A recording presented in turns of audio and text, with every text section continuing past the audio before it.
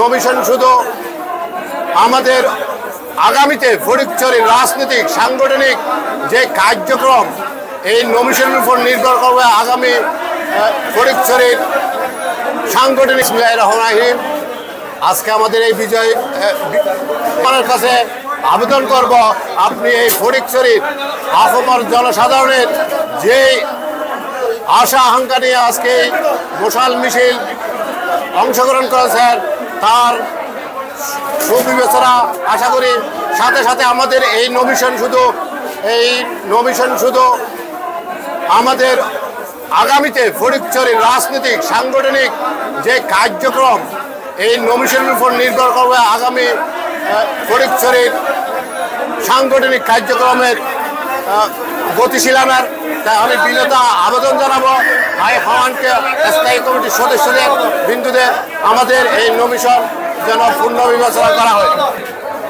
শেষ হলো আমাদের এই আপামর জনসাধারণ বিগত 1 মাস যাবৎ আমরা সবাই রাস্তার মধ্যে এই নমিশনের রিভিউ করার জন্য আপামর জনসাধারণ রাস্তার মধ্যে অবস্থান করতেছে।